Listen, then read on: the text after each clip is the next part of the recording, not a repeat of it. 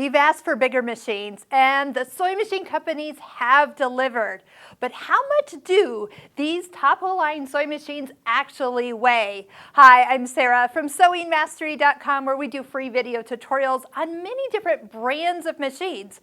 And as you've seen, I've always been lifting and unboxing machines over all these years, and I've actually always wanted to do this video of figuring out how much do these machines weigh and who weighs the most. So we've got our UPS scale out. I've got just the current machine that I'm filming, the Husqvarna Viking Epic 3. We're going to see how this compares to some of the other brands that are out there. I'll tell you, I was as surprised of how much some of these machines actually weighed. Now, doing classes at our store, I'm always the one that tends to run out to the cars and help people bring their machines in for classes or service. Now, I do really appreciate with those of you who have these bigger machines that you have some type of roller suitcase system. Now, I'm going to give you a few tips along the way about furniture, cabinets, and those helpful roller bags. But we are noticing, based on our audience who watch our YouTube videos, that many of you are in that over 65 age group. You've got the time and the resources for these bigger machines. So why not? Go ahead and splurge. They say they have the biggest embroidery hoops, so you want the biggest and the best. But can you lift it? Now, there was one day I was helping somebody get a machine out of their vehicle, and I noticed immediately that it was much heavier than all the other machines that I was unloading, which actually got me thinking, how heavy was that machine? So, I mean, I feel like I'm in my own little workout program when it comes to hauling machines in and out, which, like I said, we're happy to do for our customers. But as store owners age, and they are also in that same position of having to lift and move and carry, that when is it too heavy?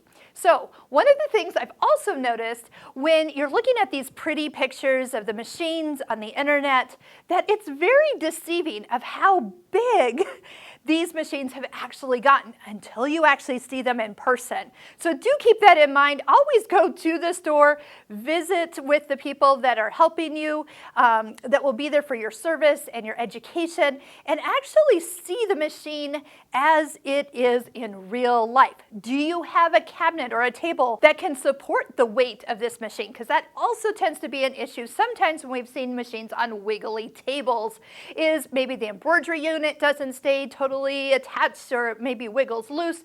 Do keep that in mind as you are buying tables, or better yet, sewing furniture designed for the machine and model that you are upgrading to. Now, back to that machine that I said was extra heavy.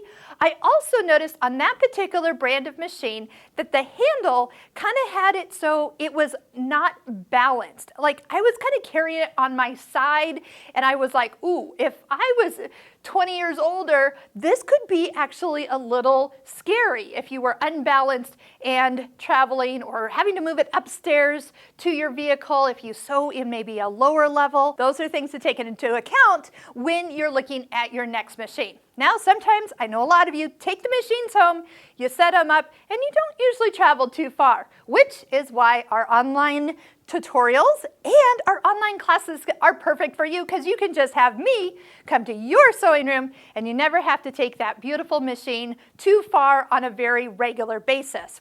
I've also noticed that a lot of people do buy second machines, maybe to go to sewing retreats or to go sew with your friends. So those are usually machines that are a little bit smaller or similar to what you have, so feet and accessories actually can kind of interchange from each other. So without any further ado, I'm going to get into the list of the machines. You're going to see how I have divided these machines out. The machine that actually weighs the least to the one that weighs the most. Now, if you're curious, why don't you think about which machine you've seen at classes that looks like it's going to be the heaviest? Okay, do you have it in mind? Let's see if you are correct. Now, just to preface a few things, we are just talking about the sewing machine head and not the embroidery module. I feel the embroidery module is definitely a lot less heavy, and it's separate, so you just carry that separately when you are coming in for a class or to have it serviced. I also realized that when I weighed this particular machine just to test what I had found on the internet and what it actually made, I thought, oh my gosh, it's a little bit more. Then I realized I needed to take off the accessory box. So that means that it is a dry weight. So if you have the option to take that accessory box off, that actually makes it so it will travel lighter. We actually have 5 groups of machines that we're going to compare, starting with the Bernina 7 series. Any model number that starts with the number 7 weighs just 31 pounds. We do find a lot of Bernina owners find the Bernina 790 and 770 to be their machine of choice. So we wanted to include that on this list. Weighing in at 31 pounds, not bad. Now here's a trick. If you sew in a location that is either upstairs or downstairs from where you need to be, here's what I would do. I would plan to move that sewing machine just by itself up to your main level and then put it into, say, the luggage or rolling system that you plan to carry it in. It's actually going to be much lighter than trying to carry your big, bulky luggage system upstairs or even downstairs. Moving up to the category number 4, we are going to group together the Husqvarna Viking Epic 1, 2, and 3, and the Pfaff Icon 1 and 2. Now there was a lot of machines that weigh in right around that 33 to 34 pounds. Now if you're wondering how that can be, some of those machines actually have a power source that is a brick outside the machine. And that was actually one of their thoughts, is not putting this in the machine because it too weighs a chunk, and by putting it on the outside of the machine, it will eliminate making it too heavy for some people to carry. So I think that's very brilliant from the Husqvarna Viking and the Pfaff manufacturer. Group number 3 is the Bernina 8 series. That would be the Bernina 830 and the 880. That machine weighs 35 pounds. Its extra length from the Bernina 7 series makes it about 4 pounds more for the extra 2 inches of space. And a little disclaimer along the way here, we might be within 1 or 2 pounds of the actual weight, but these are the numbers that I did find on the websites when I was doing my research for this video. In group number 2, we are talking about the Brother Luminaire and the Baby Lock Solaris. This machine weighs in at 43 pounds. This was the machine I mentioned that I was surprised when I went to lift it, and it was a lot heavier than the previous models that we were talking about. Significantly, anywhere from 10 to 12 pounds heavier than I was expecting to lift. Once again, if you are owners of these machines, make sure that your work surface and your sewing cabinet are sufficient to support these heavier machines.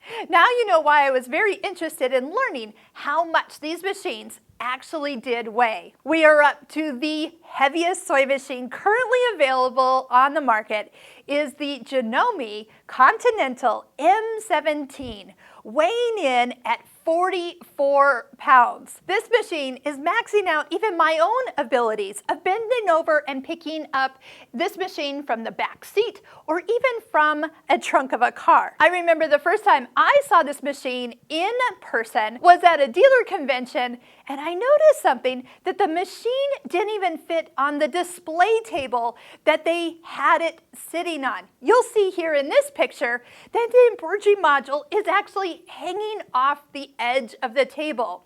Now, once again, these pictures don't do the machines justice until you see them in person and you sit down in front and realize how big they are in front of you or how much extra the embroidery module extends to the side of the machine.